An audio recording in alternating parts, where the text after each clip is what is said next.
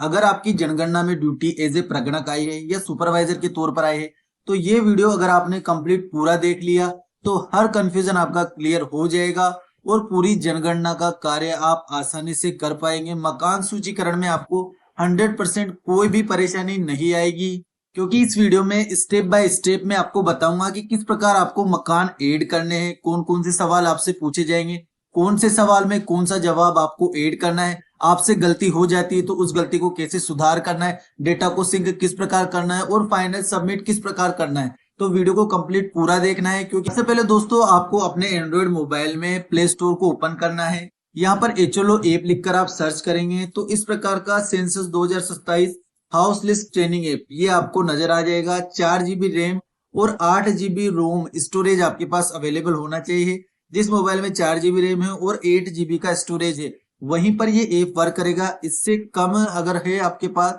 तो आपको mobile change करना होगा या दूसरे मोबाइल में आपको गणना करनी होगी, क्योंकि ये ऐप वर्क नहीं करेगा। इंस्टॉल का बटन यहाँ पर दिया गया है, इस पर आपको क्लिक करना है और इस ऐप को इंस्टॉल कर लेना है। ऐप को इंस्टॉल करने के बाद कुछ इस प्रकार का इंटरफेस आप देखेंगे। अब यहाँ पर सबसे पहले यूजर आईडी आपको फिलअप करनी होगी। ये यूजर आईडी आपको कहाँ मिलेगी?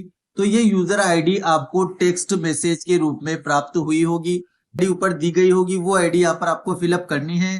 देन उसके बाद जो कैप्चा दिया गया है, जैसे ये कैप्चा यहाँ पर दिया गया है, इसको आपको फिलअप कर लेना है और लॉगिन बटन पर आपको क्लिक करना है। उसके बाद नेक्स्ट पेज आपका आएगा पासवर्ड का। अब पासवर्ड भी आपको एसएमएल और ईमेल से ही प्राप्त होंगे। यूजर आईडी और पासवर्ड दोनों आपको एक साथ प्राप्त होंगे। वो पासवर्ड आपको यहाँ पर दर्ज करना है। देन सबमिट का जो बटन दिया गया है इस पर आपको क्लिक करना है। अब दोस्तों यहाँ पर आपको एक 4 नंबर का पिन जनरेट करना है। नेक्स्ट का बटन दिया गया है, इस पर आपको क्लिक करना है। अब देखिए दोस्तों लैंग्वेज का ऑप्शन यहाँ पर दिया गया है, ध्यान से देखेंगे तो आपको लैंग्वेज सेलेक्ट करनी है। इसके अलावा भाषा का चुनाव केवल एक ही बार किया जा सकता है। लैंग्वेज और भाषा का चुनाव आपको बिल्कुल ध्यान से करना है कि किस लैंग्वेज में आपको जनगणना करनी है, हिंदी में करनी है, इंग्लिश में करनी है, तो उस भाषा का आपको चुनाव कर लेना है। वैसे इंग्लिश आपके लिए बेस्ट रहेगी तो इंग्लिश का चुनाव आप कर सकते हैं, क्योंकि लैंग्वेज को दोबारा चेंज करने का ऑप्शन नहीं मिलेगा, इसलिए मैं आपको बता रहा हूँ। देखिए लैंग्वेज को कंफर्म करने से पहले एक अलर्ट मैसेज भी इस प्रकार का आपको मिलेगा, कर देना है। इसके बाद जो दोस्तों पेज आपके सामने आएगा, आपको वहां पर पूरी HLB की जानकारी मिल जाएगी कि कौन सा एरिया आपको अलॉट हुआ है। डिस्ट्रिक्ट मिलेगा, सब डिस्ट्रिक्ट, टाउन, विलेज का नाम, वार्ड कोड और HLB नंबर, सारी जानकारी आपको मिल जाएगी। तो अपने क्षेत्र की जानकारी को आपको क्रॉस चेक जरूर कर लेना है। उसके बाद आपको यहाँ पर भवन संख्या और मकान संख्या दर्ज करना है। इसके लिए आपको पहले एक बार अपने जो एरिया दिया गया है उसमें घूमना होगा, देखना होगा कि कहाँ से आपको मकान नंबर का सर्वे स्टार्ट करना है। तो पहला नंबर आप किसको देना चाहते हैं, लास्ट में किसको रखना चाहते हैं, तो वो सारा आपको एक बार आइडिया ले लेना है। और अनुमानित यहाँ पर आपको भवन और मकान संख्या दर्ज करनी। मकान संख्या और भवन संख्या में क्या अंतर है वो मैं आपको एक बार बता देता हूँ कि दोस्तों भवन की हम बात करें तो भवन आमतौर पर भूमि पर एक एकल संरचना होती है। सामान्यतः इस संरचना में 4 दीवारें और एक छत होगी। कभी कभी इसमें एक से अधिक संगठक इकाइयां हो सकती है, जिनका उपयोग आवास, निवास या प्रतिष्ठान जैसे दुकान, व्यवसाय स्थल, कार्यालय, कारखाना, वर्कशॉप, वर्कशेड, स्कूल, मनोरंजन स्थल, पूजा स्थल, भंडारण आदि के रूप में किया जाता है। यहाँ पर देख लीजिए ये जो दिए गए हैं ये सब एक भवन में आएंगे दोस्तों। अब यहाँ पर देखिए दोस्तों ये मल्टी का फोटो दिया गया है, ये भी भवन है, ये शंकु है, ये भी भवन है और ये भी भवन है। लेकिन एक भवन में मकान एक से ज्यादा हो सकते हैं, उसका भी मैं आपको उदाहरण दिखाता हूँ। अब यहाँ पर देखिए दोस्तों भवन और जनगणना मकानों की पहचान आपको किस तरह से करनी है।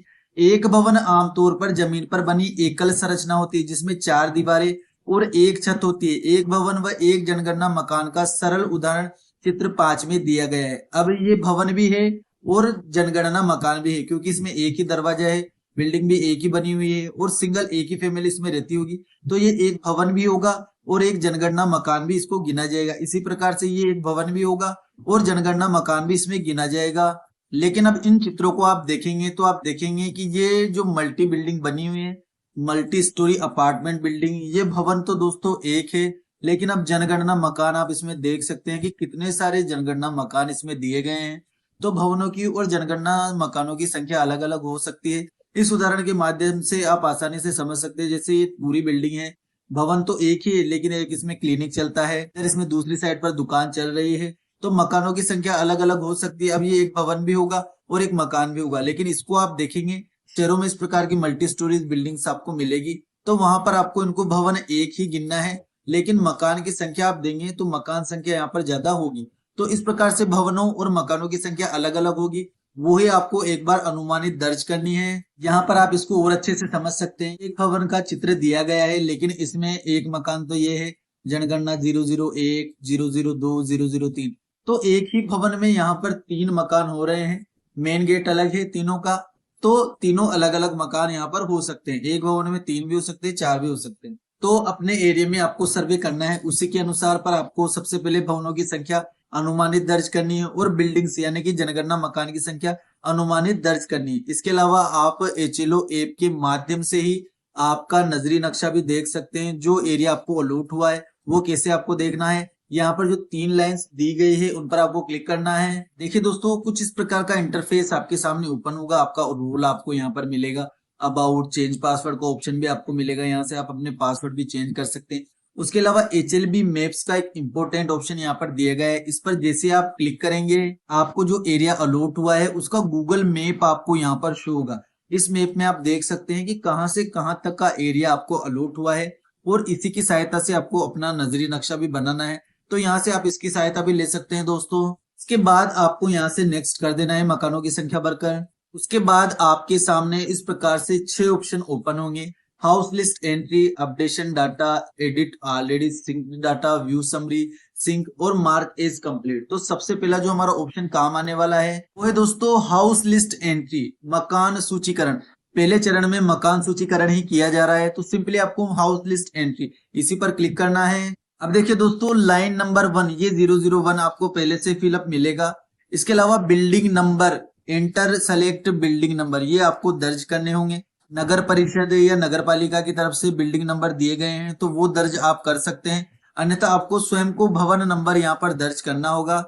उसके बाद एक ऑप्शन यहाँ पर आपको रिपीट का भी मिल रहा है, ये भी मैं आपको बताऊंगा। उससे पहले सेंसस हाउस नंबर यानी कि जनगणना मकान नंबर। अब पहले ही घर की आप एंट्री कर रहे हैं तो पहले मकान को नंबर देना होगा 001। इस प्रकार से आपको मकान नंबर देने हैं 002, 003, इस प्रकार से देने हैं 01, 02, इस प्रकार से नहीं देने।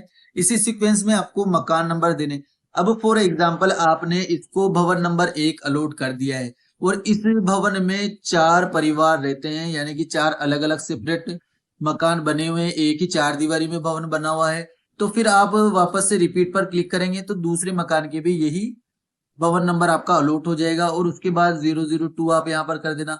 फिर तीसरे के भी यही अलॉट हो जाएगा, सेम रिपीट करेंगे तो फिर 003 आप अलॉट कर देना। तो इस प्रकार से आपको रिपीट के ऑप्शन से भवन नंबर को वापस से अलॉट कर देना है और मकान नंबर आप यहाँ पर बदल सकते हैं। और एक ही भवन है, एक ही मकान है, तो रिपीट वाले ऑप्शन का कोई काम यहाँ पर नहीं रहेगा। तो ये एंट्री आपको कर देनी है। उसके बाद नेक्स्ट का जो बटन दिया गया है दोस्तों, उस पर आपको क्लिक करना है। अब देखिए दोस्तों, जैसे आप नेक्स्ट बटन पर क्लिक करेंगे एक पॉपअप मैसेज आपको शो होगा, do you want to continue with AC reference number. तो इस जनगणना में सेल्फ इन्यूमरेशन फॉर्म भरने की सुविधा भी गवर्नमेंट ने दी है कि कोई व्यक्ति यदि अपना सेल्फ इन्यूमरेशन स्वगणना प्रपत्र भरना चाहता है तो वो खुद से भर सकता है। तो आपको उससे पहले पूछना है कि क्या आपने सेल्फ इन्यूमरेशन फॉर्म भरा है। यदि उसने, तो यस पर आपको क्लिक करना है। वो आपको रेफरेंस नंबर देगा, वो रेफरेंस नंबर आपको दर्ज करने हैं, और उसने फॉर्म नहीं भरा है तो नो पर आपको क्लिक करना है। देखिए फ्रेंड्स, जैसे आप उससे रेफरेंस नंबर लेंगे, यदि उसने फॉर्म भरा है तो उसकी पूरी सूचना जो उसने भरी है वो आपको यहाँ पर शो हो जाएगी। उसको आपको अच्छे से चेक कर लेना है। आपको लगता है कोई करेक्शन करना है तो करेक्शन भी आप कर सकते हैं, वरना आपको नेक्स्ट बटन पर क्लिक करके सवालों को स्टार्ट कर लेना है। और आपको लगता है कि उसने नहीं भरी है और यदि उसने सेल्फ इन्यूमरेशन नहीं भरना है तो देन आपको नो पर करना है। अब दोस्तों हमारा यहाँ पर आता है जनगणना मकान के फर्श में प्रयुक्त प्रमुख सामग्री। फर्श के बारे में पूछा जा रहा है। ऑप्शन यहाँ पर दिए गए हैं, मिट्टी, लकड़ी, पक्की, पत्थर, सीमेंट, मोजेक, अन्य कोई। तो इन ऑप्शंस में से किसी एक को आपको सिलेक्ट करना है। अब फ्रेंड्स, फर्श की प्रमुख सामग्री का प्रकार इस फोटो की सहायता से आप समझ सकते हैं। मिट्टी का है तो इस प्रकार का होगा, लकड़ी बांस का इस प्रकार का होता है, पक्की ईंटों का, इसके अलावा अन्य कोई है, मोजेक फर्श यानी कि टाइल्स लगी हुई है, सीमेंट का है। तो इस फोटो का स्क्रीनशॉट आप ले लें, जब जनगणना करने आप जाएंगे तो ये आपके काम आएगा। तो इसकी सहायता से आपको सिलेक्ट करना है जो भी आपको लगता है कि जैसे टाइल्स लगी हुई है तो टाइल्स पर आपको सिलेक्ट करना है, और अगला जो बटन दिया गया है इस पर आपको क्लिक कर देना है। अगला सवाल हमारा यहाँ पर आ जाता है, जनगणना मकान की दीवार में प्रयुक्त प्रमुख सामग्री। इसके लिए भी बहुत सारे ऑप्शन दिए गए हैं, घास फूस, बांस, बल्ली, लकड़ी, पत्थर। तो इसका भी मैं एक डेमो आपको दिखा देता हूँ। देखिए फ्रेंड्स, यहाँ पर दीवार में प्रयुक्त प्रमुख सामग्री के फोटोज दिए गए हैं। घास फूस किस प्रकार की दिखेगी, प्लास्टिक पॉलिथीन किस प्रकार की, कच्ची ईंट की, लकड़ी, पत्थर या मसाला गरा ने कोई है, चद्दर वगैरह लगा रखे हैं, या सीमेंट की बनी हुई है, पक्की ईंटें हैं, धातु की है, या पत्थर मसाला गारा के साथ बनी है। तो इस फोटो का आप स्क्रीनशॉट ले ले, क्योंकि फील्ड में आपके काम आएंगे। तो यहाँ से आपको सेलेक्ट करना है कौन सी है, फिर उसके बाद ऑप्शन आपको सेलेक्ट करना होगा। वैसे तो दोस्तों ज्यादातर पक्की ईंट या कंक्रीट के ही बने होते हैं। तो हमने जैसे कंक्रीट सेलेक्ट कर लिया, उसके बाद अगला बटन पर हमें क्लिक करना है। उसके बाद अगला प्रश्न हमारा आता है, जनगणना मकान की छत में प्रयुक्त प्रमुख सामग्री। वही ऑप्शन वापस से आए हैं, मशीन निर्मित, पक्की ईंट, पत्थर, स्लेट, कंक्रीट, किसकी मकान की छत बनी हुई है, उस ऑप्शन को हमें सेलेक्ट करना है। अब मैं मकान की छत का ऑप्शन भी आपको दिखा देता हूँ। अब देखिए दोस्तों, इस फोटोग्राफ में छत में जो सामग्री प्रयुक्त होती है उसका फोटो दिया गया है। देख लीजिए, जो भी छत आपको लगती है इनमें से वो आपको देख लेनी है। उसके बाद ऑप्शन आपको सिलेक्ट करना है। फॉर एग्जाम्पल, पक्की ईंटों की या कंक्रीट की, आरसीसी की बनी हुई है, तो हम कंक्रीट सेलेक्ट करते हैं।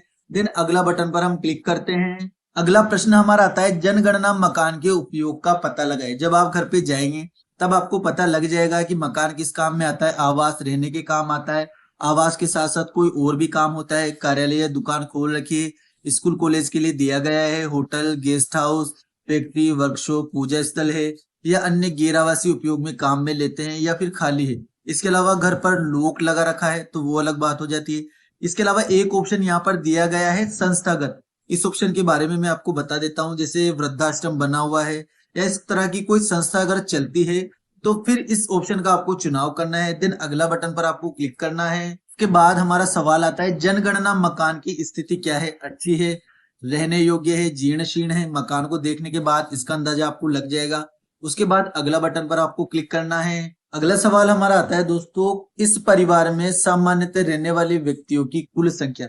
अब यहाँ पर दोस्तों आपको उस मकान में, चाहे बच्चा वो 1 दिन का हो, चाहे वो 75 साल का हो, जितने भी व्यक्ति रहते हैं, जैसे 7 रहते हैं बच्चों सहित, तो वो आपको यहाँ पर दर्ज कर देने हैं। उसके बाद परिवार के मुखिया का नाम, उस परिवार का मुखिया कौन है, घर वालों से आप जानकारी करेंगे तो आपको पता चल जाएगा।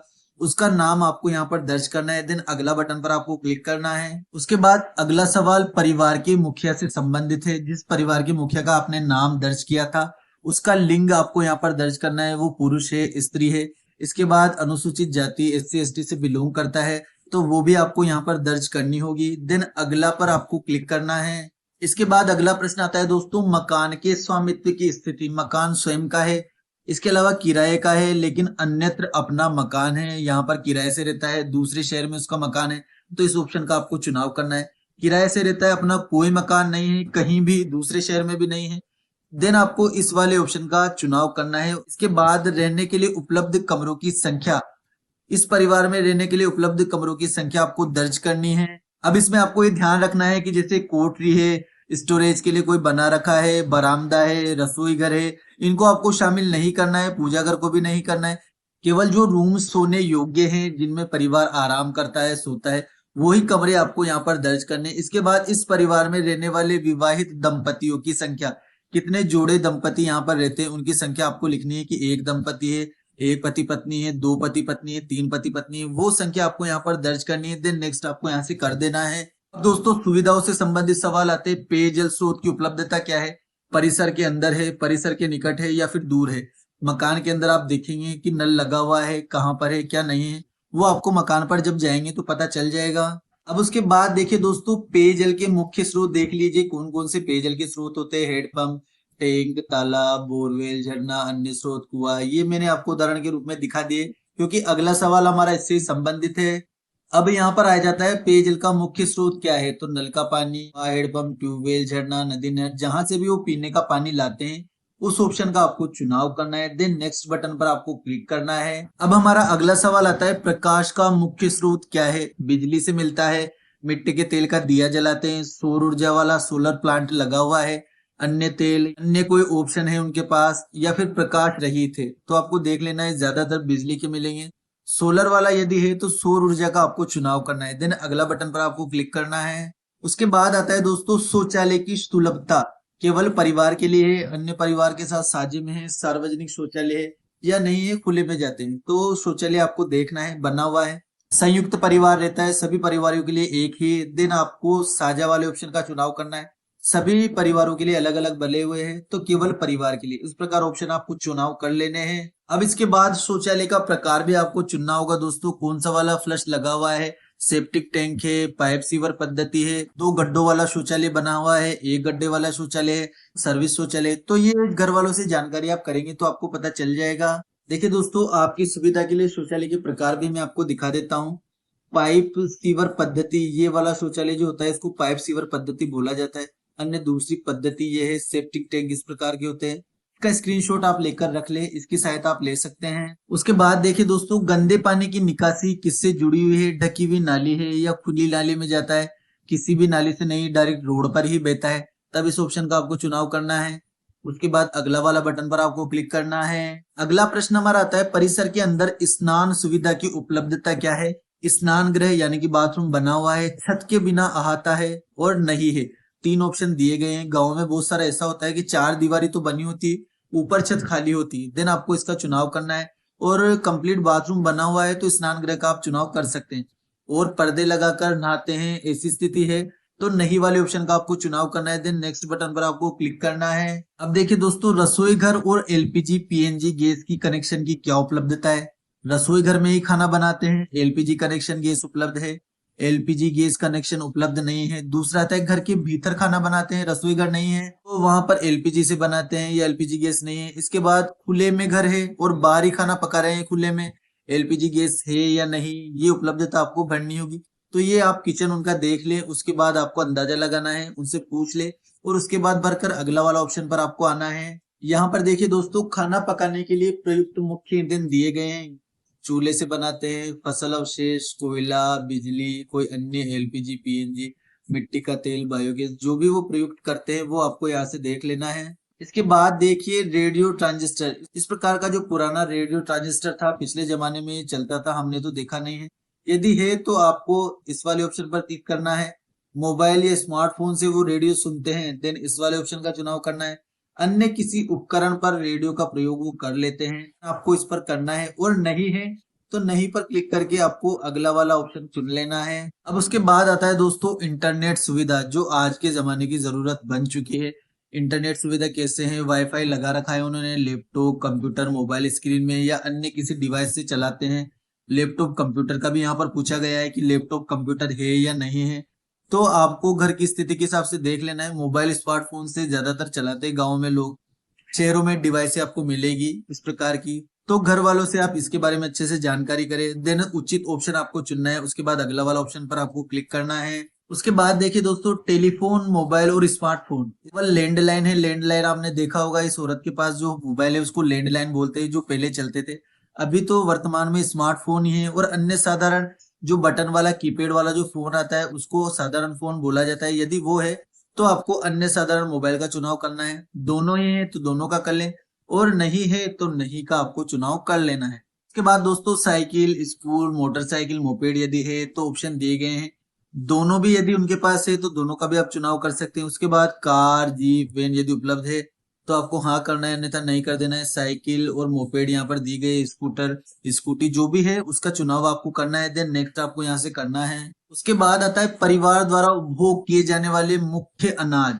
सबसे ज्यादा कौन से अनाज का वो उपयोग करते हैं, चावल, गेहूं, ज्वार, बाजरा, मक्का या कोई अन्य, उसका आपको चुनाव करना है। इसका उदाहरण भी मैं आपको दिखाता हूँ कि दोस्तों इनमें से जैसे बहुत सारे लोग हैं वो चावल का उपयोग ज्यादा करते हैं, बहुत सारे राज्यों में चावल का उपयोग होता है, गेहूं, मक्का, बाजरा। तो जिस भी अनाज का उपयोग वो सबसे ज्यादा करते हैं उसी अनाज का आपको चुनाव करना है। उसके बाद आपको नेक्स्ट करना है। अब देखिए दोस्तों, सबसे मोस्ट इम्पोर्टेंट और सबसे फाइनल हमारा क्वेश्चन आता है मोबाइल नंबर। मोबाइल नंबर आपको दर्ज करने। अब किसके दर्ज करने हैं, घर और परिवार में से जिस भी व्यक्ति का मोबाइल नंबर एक्टिव हो, चालू हो, उसका मोबाइल नंबर आपको यहाँ पर दर्ज कर देना है। ऐसा नहीं है कि मुखिया का करना है, माता पिता, जिसका भी मोबाइल नंबर एक्टिव हो वो ही मोबाइल नंबर आपको यहाँ पर दर्ज करना है। अब कुछ कमेंट्स ऐसे भी आएंगे दोस्तों कि मोबाइल ही नहीं है, तो ऐसी स्थिति में क्या करें। तो ऐसी स्थिति में आपको अपने सुपरवाइजर से कांटेक्ट करना है। सुपरवाइजर अपने उच्च अधिकारियों से कॉन्टेक्ट करके आपको बताएगा कि मोबाइल नहीं होने की स्थिति में क्या करना है, क्योंकि बिना मोबाइल नंबर के ये सबमिट नहीं होगा। मोबाइल नंबर अनिवार्य रूप से आपको यहाँ पर दर्ज करने होंगे। तो ये अंतिम क्वेश्चन था दोस्तों, उसके बाद आपको सबमिट यहाँ से कर देना है। हमारे 34 प्रश्न यहाँ पर कंप्लीट हो चुके हैं। अब देखिए दोस्तों, इस प्रकार का इंटरफेस हमारे सामने ओपन होगा। जो मकान हमने लिस्ट किया है, जिसकी जानकारी भरी है, वो पूरी जानकारी हमें यहाँ पर शो होगी, जो जो स्थिति हमने भरी है। इसके बाद 3 ऑप्शन आपको यहाँ पर मिलेंगे। रद्द करें तो आप इसको रद्द कर सकते हैं, संपादित बटन पर क्लिक करके संपादित कर सकते हैं, और पुष्टि करे पर क्लिक करके इसकी पुष्टि कर सकते हैं। तो लगता है आपको कि बिल्कुल सारी चीजें जानकारी हमने सही भरी है। देन पुष्टि करे बटन पर क्लिक करके आपको इस सूचना की पुष्टि कर देनी है। अब जैसे आप पुष्टि करेंगे, वापस से आप होम पेज पर आ जाएंगे। हाउस एंट्री हमने कंप्लीट कर ली है। उसके बाद आता है अपडेशन डाटा, तो इस ऑप्शन पर आपको क्लिक करना है। अब यहाँ पर दोस्तों, जिस मकान की एंट्री आपने की है उसमें कुछ करेक्शन आपको करना है।